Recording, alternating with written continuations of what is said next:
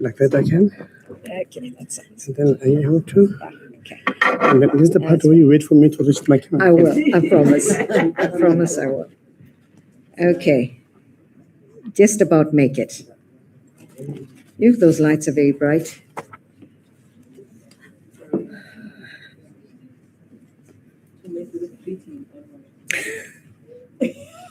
You think I need extra lights? Is that a compliment? I'm joking. You should know my sense of humor by now.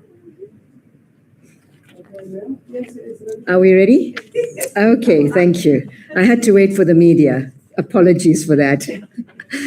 Okay, so good afternoon and greetings to members of the media here present, to those online, and importantly to the people of South Africa, who I speak to today on my last day in office as the National Director of Public Prosecutions, as your National Director of Public Prosecutions.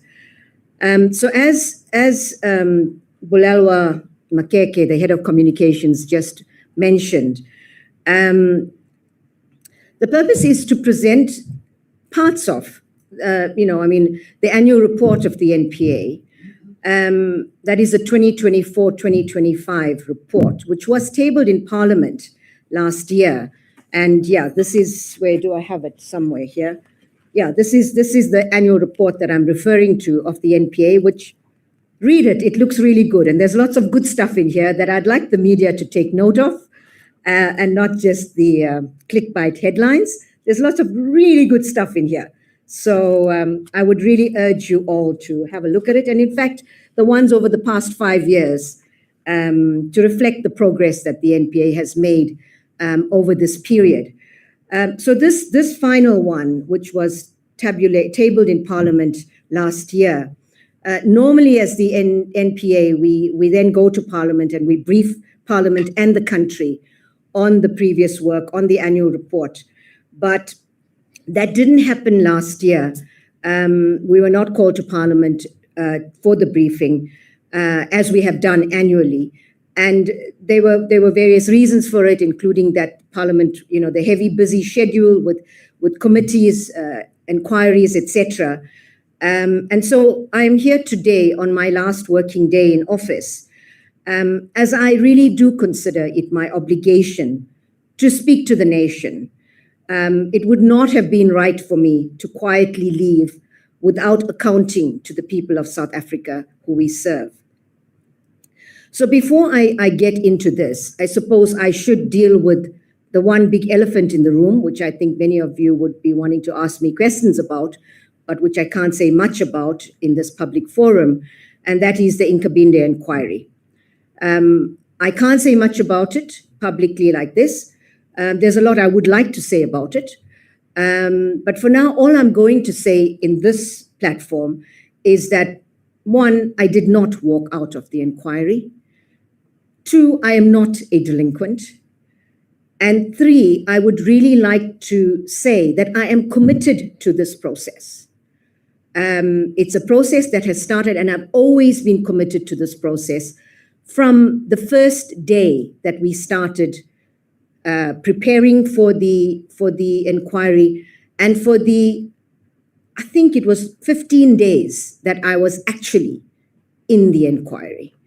And I do not intend not to continue with my work in that regard.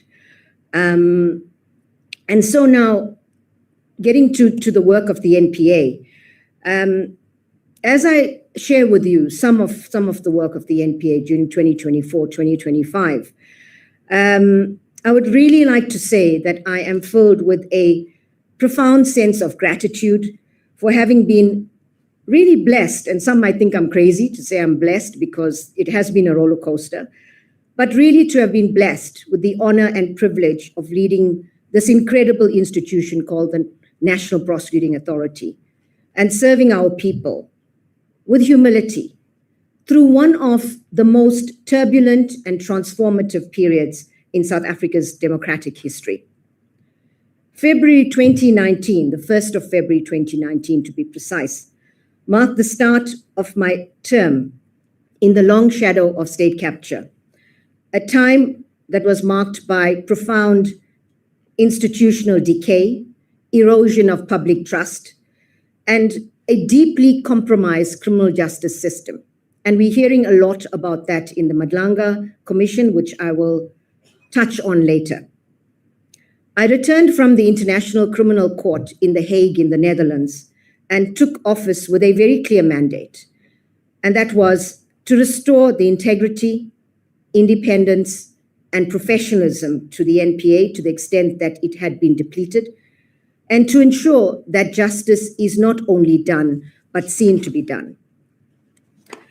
Over the past 5 years, and I say 5 years because although my term has been 7, we were interrupted by COVID and we didn't have a leadership team. So the work really of rebuilding started about 5 years ago. And so over this period, the NPA has moved with urgency and determination to respond to our mandate. It has been an incredibly, incredibly challenging journey. We had to rebuild a broken institution while simultaneously, and I repeat, simultaneously, delivering on our core prosecutorial responsibilities, given the understandable impatience for accountability and justice in this country. The work is not yet complete, but you may, as people of South Africa, rest assured that a solid foundation has been built for a stronger, more effective NPA. We have shifted from a phase of stabilization when I took office to one of consolidation with increasing signs of institutional resilience and operational impact that I will talk about. Our performance has improved from meeting our targets, meeting 50% of our targets in 2020, 2021, and look at all of our previous annual reports. We moved to 75% in 2022, 2023. And then we moved to we were around 73% in 2023, 2024. And in 2024, 2025, the last year that I'm reporting on, we reached 86% of our targets. And the year to date in the current financial year, which will finish, as Bulelwa mentioned, in 3 months' time, we are sitting at 94% of NPA targets. Now, I'll deal with this, and I understand what compliance target means and impact, and I will deal with that matter because I know there will be many who will be quick to say, and understandably so, that even though these targets are met, there are still certain important issues that have not been addressed adequately, and I will deal with that. During the 2024-2025 financial year, the Investigating Directorate Against Corruption, and these are some of the important, I don't want to call it successes, but milestones in this financial year that I'm talking to. The IDAC was formally established in August 2024, and this has to date enrolled 50 high-profile matters involving 332 accused persons and entities. You will know that the Transnet matter is in court next week. And in as much as many cases, important cases, have not gone to finality, many of the key Gupta lieutenants are in court, and many of them in this particular case as well. 380 persons were convicted of corruption-related crimes, while 268 convictions were attained in the complex commercial crime offenses. We've made really excellent progress in recovering the proceeds of crime, sending a message that really crime must not pay. Accountability for organized crime, corruption, and other crime involving proceeds is two-pronged, and that has been our strategy. It's prosecutions and orange overalls, critically important, but another critically important aspect of accountability is bringing the money back. And so we have implemented the corporate alternate dispute resolution mechanism, an innovative way of engaging with companies, and I emphasize companies, to deal with corporate crime more strategically. During this period, the asset forfeiture unit recovered 1.96 billion and paid into the that amount. No, let me repeat that. They recovered 1.96 billion, and of that, 1.9 billion was paid into the criminal assets recovery account. I pause to state that the criminal asset recovery account is an account into which the asset forfeiture unit deposits the money after we recovered it as proceeds of crime. I pause to add that I think it must have been about a year or so ago, 2.2 billion rand from the criminal asset recovery account was used to fight the illegal mining crisis that we found ourselves in. And just recently, another 1 billion has been disbursed to the South African Police Service to fight organized crime. Also 100 million to fight gender-based violence. Looking back at the past 5 financial years, the value of monies recovered by the asset forfeiture unit has produced remarkable results. The asset forfeiture unit recovered 6.3 billion rand, with 4.82 paid to Kara and 1.477 billion paid to victims. The total recoveries over the past 5 years, and this is an important, very important statistic for accountability, the total recoveries over the past 5 years represents 47% of all recoveries made by the asset forfeiture unit since its inception in 1999. Since that time, 1999, the AFU recovered 13.29 billion, of which 6.07 billion was recovered in the past 5 years. So other key achievements during this period, we've been working with our partners in government, and we've had innovative partnerships with the private sector, which has resulted in the acceleration and expansion of the Thuthuzela Care Centers, which is a one-stop facility for support to victims on their road to becoming survivors of gender-based violence. There are 66 nationwide, and this is certainly not enough. We are also thinking ahead as the NPA. We developed our organized crime strategy. We all know that organized crime is morphing faster than any one of us would, and we adopted this strategy against organized crime, developed working with UNTOC experts, and that adopts a harm reduction approach and focuses on holding the kingpins accountable, following the money and not foot soldiers. We are finalizing national prioritization guidelines so that our prosecutors put their energy and limited resources where it matters most, and to ensure we maintain public trust. And I'll talk about that because I know there's a lot that we can talk about trust, particularly when it comes to dealing with high-profile state capture-related corruption matters, and I will deal with that.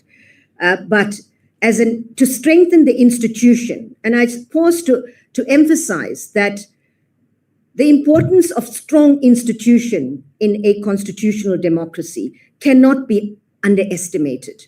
We need to build strong institutions that are fit for purpose, that can meet the challenges that we face today. And so this work of institution building, the drudgery of institution building, which does not make headlines, is incredibly important. And a lot of work has gone into ensuring that the NPA is a strong and ethical institution that can serve the public as it should. We've established the Office for Ethics and Accountability. And so, despite important progress in various areas, South Africans are understandably frustrated by the slow pace of complex corruption cases, and of course, the lack of orange overalls for the most egregious offenders, those most responsible, as we refer to. This frustration is real. I understand it. I feel it. The NPA understands it. But here's the reality. It is a sad reality. Globally, not just in South Africa, complex corruption and organized crime prosecutions take years. They require intelligence, documents from multiple jurisdictions that must meet admissibility requirements, skilled investigators, forensic analysis, and importantly, a justice system that can withstand relentless, and I emphasize relentless, delay tactics. Let us see what happens with the Transnet matter this week. So delays do not mean inaction. They mean that the work is difficult, intricate, and if we get it right, it must be solid to withstand any appeal. And we must get it right. So unless we as a country, as government, civil society, as well as private sector actors, address some of the systemic issues that affect the criminal justice value chain as a whole, many of our efforts to rebuild the NPA, despite the hard work and commitment of our prosecutors, will not yield the desired impact. In fact, if these issues are not addressed, the next NDPP will face the same fate and challenges that I have faced, and nothing much will change. It is therefore time that we consciously focus on addressing systemic challenges that affect the entire criminal justice value chain. And there's a number that I have here, and I'm going to go through it quickly because I do want to have more time to engage with you and take your questions. We need solid and reliable crime intelligence. We need a judiciary that is committed to dealing forcefully with Stalingrad or so-called delaying tactics. Recent attacks and the murder of committed investigators, lawyers, whistleblowers, and even prosecutors highlights the need for us to enhance their protection, both through legislation and all of the support that they need. These men and women are our first line of defense, and too many have paid dearly for their courage. Importantly, we need to align performance indicators across the criminal justice value chain. Otherwise, we will continue to pull in different directions. And yet our recent exit from FATF grey list was not by luck. It was an example of how successful we can be as a country if we work together collectively with common goals. We are committed to prosecuting corruption every day, every hour. But the truth is simple. No part of the criminal justice system succeeds alone. That is why, instead of seeing this as a moment of crisis in the criminal justice system, I welcome the Madlanga Commission of Inquiry. The NPA, regrettably, did not have its Nugent Commission like SARS, and it is time that it did have one. South Africa needs a full, honest analysis of the entire criminal justice value chain so that it can be strengthened as a whole. There will be no different outcome until such time as systemic issues and the rot within the system. And if there's rot within the NPA, we want that to be also addressed. All of the rot within the criminal justice system must be addressed once and for all. This is our opportunity to really take on board recommendations from the Madlanga Commission and make very important reforms across the system. Today is my last day of in office. I leave behind an NPA that is more independent, more credible, more resilient, and more future-ready than the one I inherited when I took office 7 years ago. Because this fight was never about one individual. It is about one truth, that in South Africa, no one, no matter how powerful, must be above the law. This journey would not have been possible without the dedication, resilience, and integrity of the men and women in the NPA. At strategic levels, leadership levels, and mostly, I thank the foot soldiers, all of you prosecutors across the country in the most rural areas that are fighting the good fight. Under the guidance of the directors of public prosecutions, I include here the investigating director as well as the various special directors, as well as support from all our support services here. I said to them yesterday, you are all fighters for justice and the rule of justice and the rule of law in our country, who fight often without recognition, but always in the service of justice and the people of South Africa. This has been an extremely difficult and challenging, but purposeful journey, marked by complexity, pressure, and moments that have tested our resolve. both individually and collectively. Throughout it all, I have drawn strength and commitment and resilience from those around me and the prosecutors on the ground. I'm deeply grateful to the members of my executive committee, those that have left in Advocate Anton du Plessis, as well as Advocate Omar Rabaji Rasitaba, and our dear Advocate Rodney de Kock. May his soul rest in peace, who left us almost exactly a year ago. And I also, to the acting deputy national directors who are behind me that have been introduced. And as importantly, as I say, all of you prosecutors across the country, your unwavering support, wisdom, and commitment I could always count on. This has been invaluable to me, both professionally and personally, and even when I've needed a shoulder to cry on. To our partners in government, civil society, the legal community, the private sector, thank you all for your collaboration and your commitment. To the people of South Africa, should I say thank you for your patience? It has been tested for various reasons, but I want you to please not give up on South Africa, on the NPA.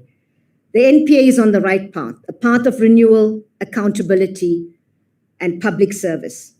As I said, the NPA is stronger, but there's a lot of unfinished business and key issues that remain part of this, which seriously impact on the ability of the NPA to do its work more effectively, include enhancing the NPA's operational and financial independence. The Minister has expressed her support for this, that draft legislative amendments, or that it will be dealt with by the end of this financial year to address this aspect. The NPA must have its own accounting officer. Another unfinished business is comparable salary dispensation for the NPA that I won't go into details with in the interest of time. Addressing skills gap, in as much as we've done a lot to build a strong institution, there's still a lot that needs to be done in this regard. I have full confidence in my successor, Advocate Mothibi, a man of great integrity and an impeccable track record in getting results. And I'm sure that he will take the work of the NPA forward. We have developed a comprehensive handover report. Bulalwa, you have a copy of it here? That I will hand over to Advocate Mothibi. And we hope that this in itself will provide a strong platform for continued reform and progress. And as I wrap up, let me say that in South Africa, we are in a very, very difficult position as far as crime is concerned. Communities are scared, businesses are fatigued, and citizens are tired of waiting for justice. But the most dangerous thing we could do right now is to lose hope. Hopelessness is a gift to criminals. If South Africans lose faith in the rule of law, the people trying to break the system win without firing a shot. But believe you me, they're firing a lot of shots. And that is exactly how societies drift into autocratic quick fixes. We cannot hand them that victory. Despite everything, I leave this office hopeful, genuinely hopeful. We have rebuilt an institution that was once almost written off. I've seen what South Africans can achieve when we stop arguing about who's to blame and start focusing on what must be done. President Mandela never saw hope as a luxury. He saw it as a discipline, a choice, and a refusal to let despair dictate our future. That is the spirit we need right now. The rule of law in South Africa is not dead. In fighting, improving, it is fighting and it is worth defending it. If we back the next NDPP, fix systemic weaknesses, strengthen partnerships with integrity, and refuse to surrender to cynicism, we can absolutely turn the tide against corruption and organized crime. We've done the impossible before, and I would like to think we can do it again. I thank you.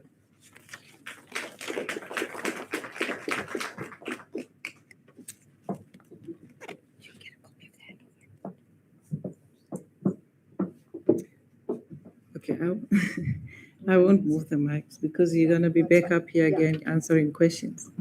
So thank you very much, colleagues. What you would have noticed is that we kept it brief, high level, So that, and NDPP did say already that she's hoping to have more time to engage on just really telling you something that you already have. We have our annual report that is available, and I believe you would have received your, as you were coming in, we've got a QR code where you can actually scan and get the presentation that highlights all the successes from the annual report. So that's where you will get all the information about the states. And NDPP, while we're sitting there, I saw there's an update about the Constitutional Court dismissing the appeals that the people involved in the Newland case had actually put up to try.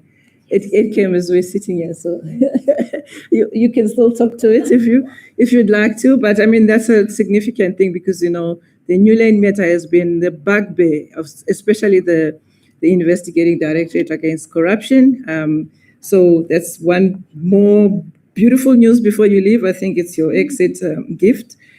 Then I will now open up for questions.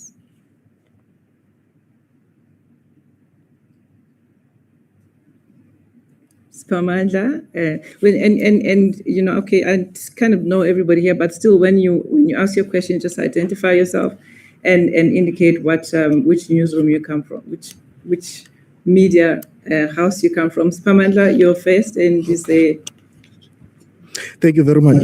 My name is Sipamandla. Wait, let me just identify because then NDPP will come up and so it will be Spamandla and where are you sitting at the back? Wouldn't you like to come closer? ENCA. Can I go? Just hold on, Spamandla. And okay, so that's the second hand. And can I have the third hand, please?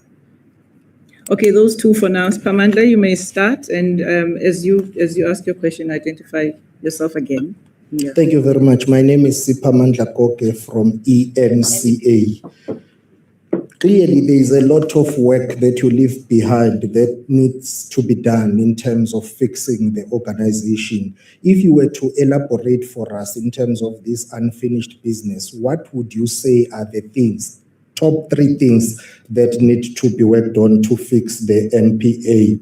Number 2, in the past, you were quoted as saying the NPA was infiltrated. Were you able to clean it up?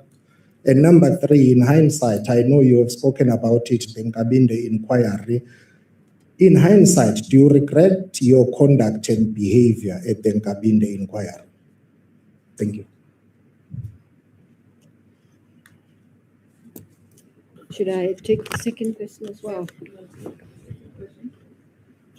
Who's the second? Mine is almost a similar question to my colleague. NDPP, you mentioned once that the NPA did not get the results they expected, especially from the State Capture Commission. So do you believe that there should be a commission directed specifically at the NPA in order to deal with what my colleague alluded to as infiltration?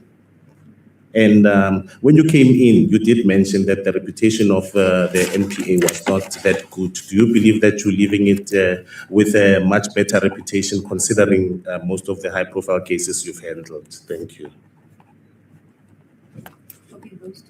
Okay, thank you very much for those questions. Sipamandla, first, the fixing the organization and the unfinished business. That's a really important question. I'll tell you why. And maybe sort of this my response will be linked to partly to the second question, dealing with the commission, with regard to infiltration. What happened when I took office is that I came in and there was this absolute urgency to deliver on state capture related matters. And not just from the people, from me as well as the new national director. That was my one of the key priorities from day one in my office was to bring to court, enroll state capture and hold people accountable for bringing our country to its knees, for stealing from the people of our country.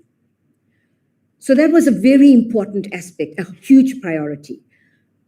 But given the hunger and given the impatience to see justice, understandable impatience, because of what emerged in the Zondo Commission, we were trying to do that with an aeroplane that was in flight but had serious problems. And what we should have done is landed the plane, understood exactly what the problems were, fixed it, and then properly tried to go on with the journey. But what happened in that process is that because of the urgency, I also wanted to get things on the roll. So we kind of just were trying to do this. And remember, COVID hit us. And then we had 2 years that nothing much happened. And so there is unfinished business in terms of trying to fix the organization, a lot of unfinished business. And I think one of the main issues, you said, what are the three things? I think the main one is the operational and financial independence of the NPA. The NPA is the only entity in the criminal justice family, let me put it that way, where the head of the NPA or the head of the entity is not the accounting officer of the entity. So the national director is perhaps not powerful, is a powerful person without any power. Let me put it that way. So, you cannot determine your own budget. You cannot determine your own spending. You cannot determine salaries.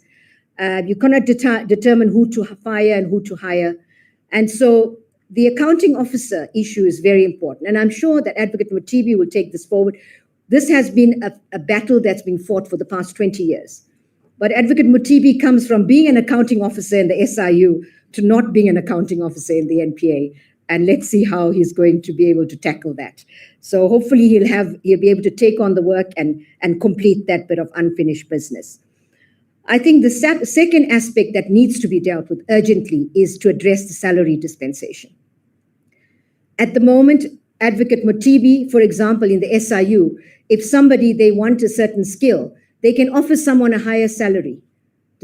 In the NPA, we are restricted by public service salary rates, and we find that we are becoming a revolving wheel, where we train, we skill, and people then move either to other parts of government where the salary options are better, or even outside to the private sector.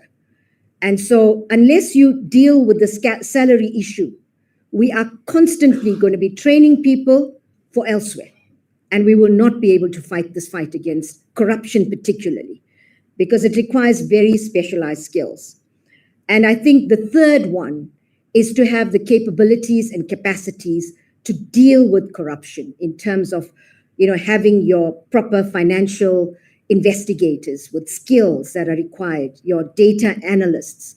And so I think those would be the top three things that I would say that need to be tended to in order to deal with.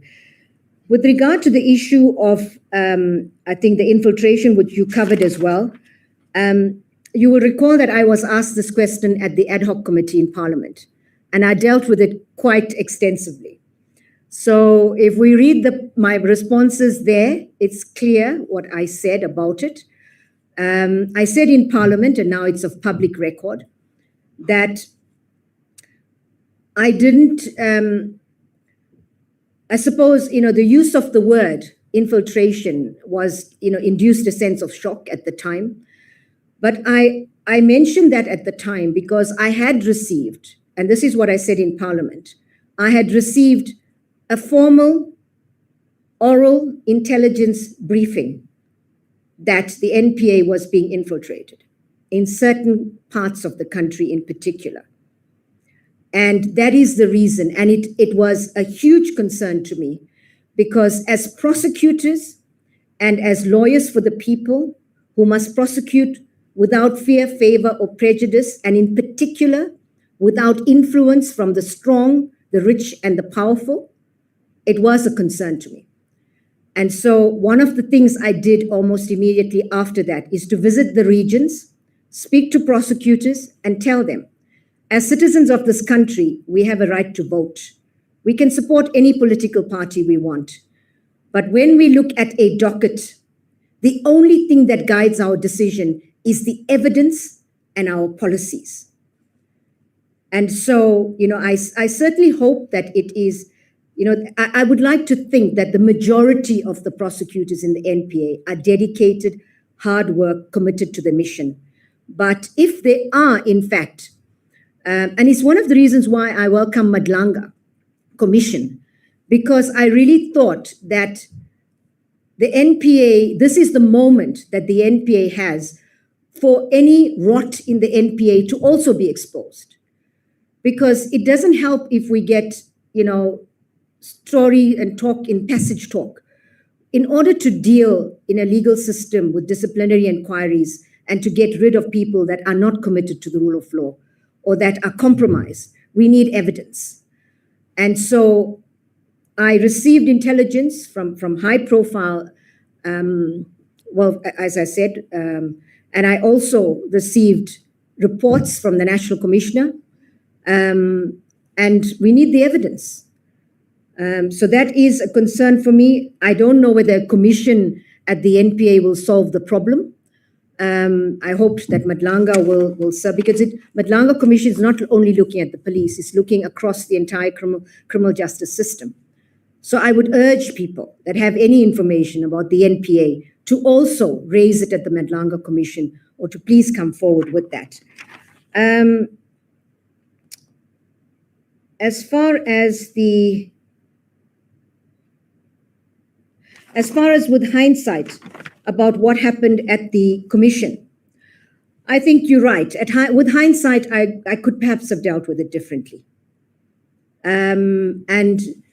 But I would like the people of this country to understand that we're all human. And sometimes you perhaps don't have the time to reflect through things and to properly decide what's best. It was something that happened very quickly. I didn't have access to legal counsel. I couldn't speak to my lawyer at the time.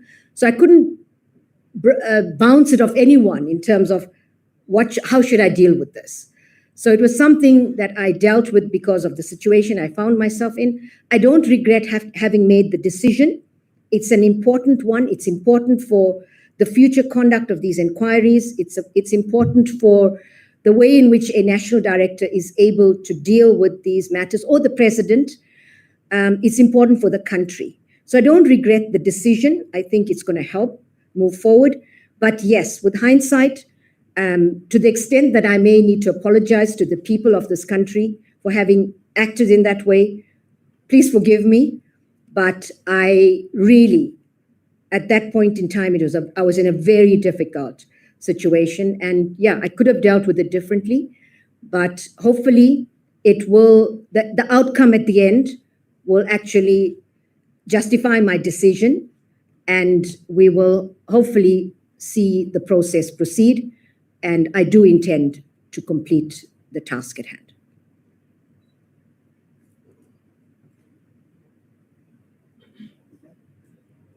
The second, Are there any more?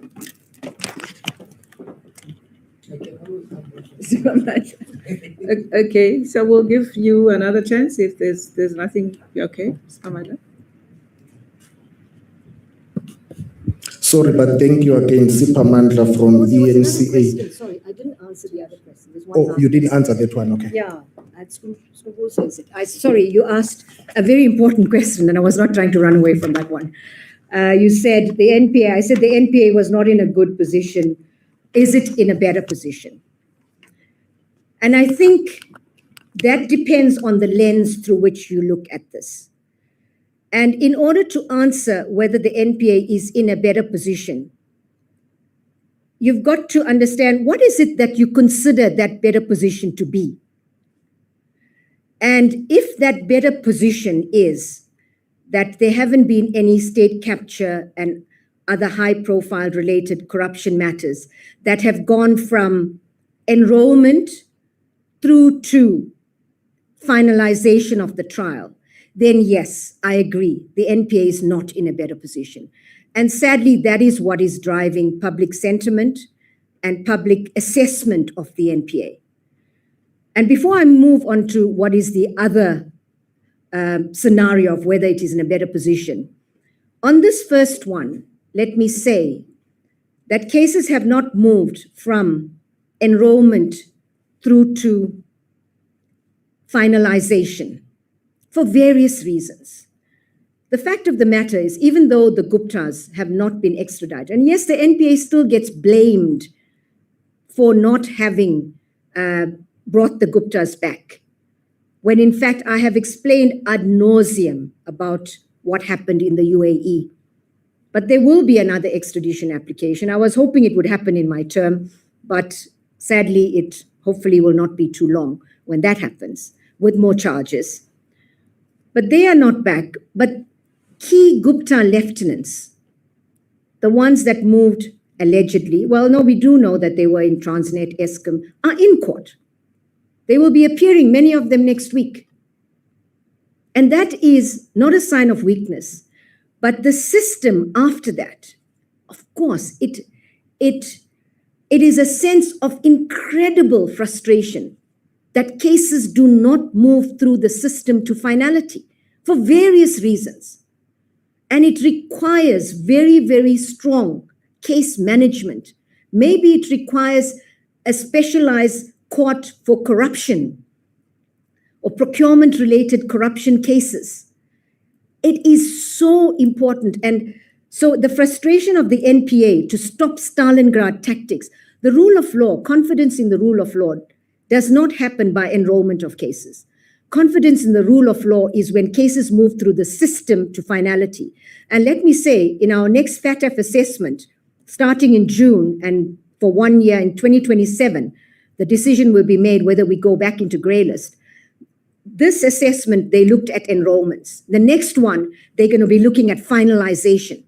So unless the system does not change to move cases quickly through to finalization, we are at risk with regard to FATF. So if you ask whether the NPA is in a better place, and that is the lens and the measure, then I would say, sadly, we're not. But if you ask me whether the NPA is in a better place because it is a stronger institution, it is an institution that has been rebuilt, that it is an institution of integrity, we have, I would say, it's a big success. There's unfinished business, but the NPA of today is not the NPA of 7 years ago.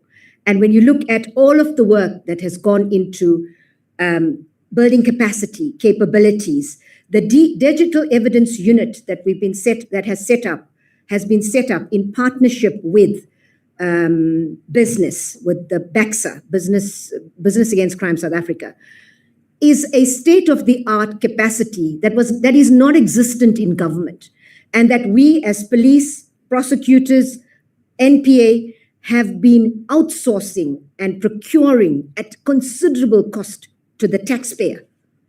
Now we've partnered with business under the business initiative, and it's an incredibly good, in fact, they just started recently. I visited it last week, and it's incredible to see these young, bright South Africans there looking to deal with data analysis, and that is going to be a game changer. So if you look at that, hugely successful. If you look at the asset forfeiture, and remember I said accountability is two-pronged, orange overalls and bringing back the money. Asset forfeiture has been incredibly successful. And Advocate Kuma Mtengwane is behind me. She is now the acting Deputy National Director, Asset Forfeiture. As I said earlier, almost 50% of all the money that's gone into CARA, Criminal Asset Recovery Account, over the past 25 years, 50% of that has gone in the past 4 years, 5 years at most.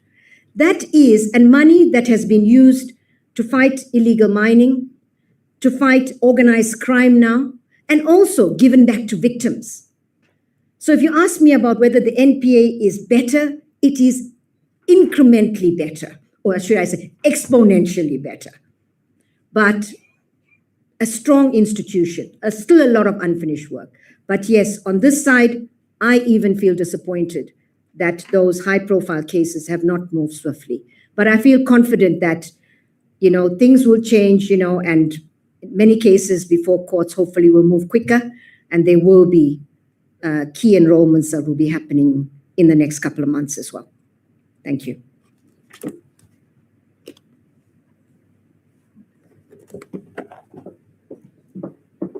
Giving you a chance, Pamandla, again. Any other? Okay. Can I go? Proceed. Thank you very much. Sipamandla from ENCA again. Do you think you got enough support from all stakeholders to be able to do your job? Did you have that support? Number two, your critics have said you were very arrogant and somehow squandered goodwill. People had high hopes. So just 1 moment. Okay, sorry. Sorry, the first part of your question, my apologies. Do you think you had enough support Enough to support, execute your correct, duties from all stakeholders? Mhm. Number two, your critics have said that you were a bit arrogant and somehow squandered public goodwill because many people, Squandered? public goodwill, the trust of the people, they had high hopes in you. But somehow your performance does not reflect that hope. And number three, did you ever feel that someone was putting political pressure on you not to deal with certain matters?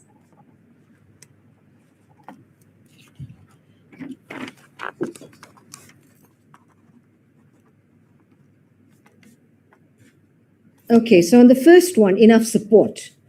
I'd say we have had really good support from stakeholders. I will qualify that a little bit, but firstly, if I deal with external, stakeholders are external.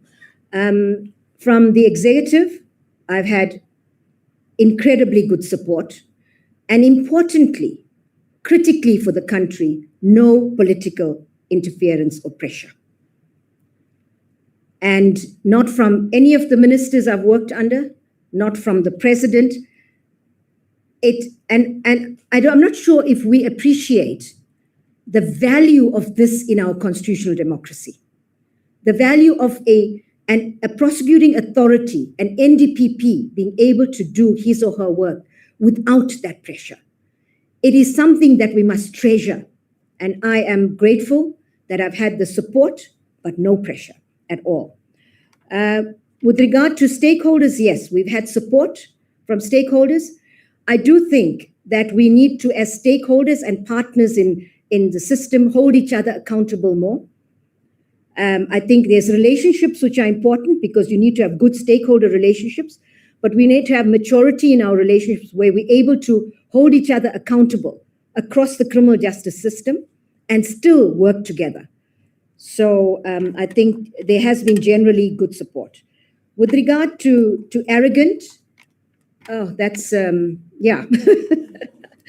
So Cleopatra was called a manipulator, and if she was a man, she would have been called a strategist. So I don't know. I've always tried to be a humble civil servant. My people that work with me will tell you that. And the public goodwill, I hope you haven't lost faith and trust in me as a human being, but in the NPA, more importantly, as an institution. Because as I explained to you, I don't want to be defensive. We must appreciate the huge challenges we're facing in this country. I agree, corruption cases must move quicker. And to that extent, I've not only perhaps disappointed the people of South Africa, but I personally feel disappointed that we have not moved those cases. And so I want to really implore the public to not lose faith and not lose hope in good people trying to do their best under the most incredibly difficult circumstances. And I'm not just talking about difficult circumstances relating to the complexity of cases, but where witnesses are being killed, investigators are being killed, prosecutors are being killed. And to put your lives on the line to fight this important fight is not easy. So all I want to say to the people of South Africa, please don't give up hope, because if we do, then we really don't have anything. But from our side as public servants, you may rest assured we will fight as hard as we can. Thank you.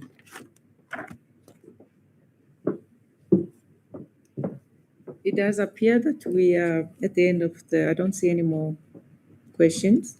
And so with that, we then finish our media briefing with the NDPP, and we wish her well as she rolls over into retirement and a life of pleasure and leisure. And thank you very much, ladies and gentlemen. That is the end of our briefing. Thank you.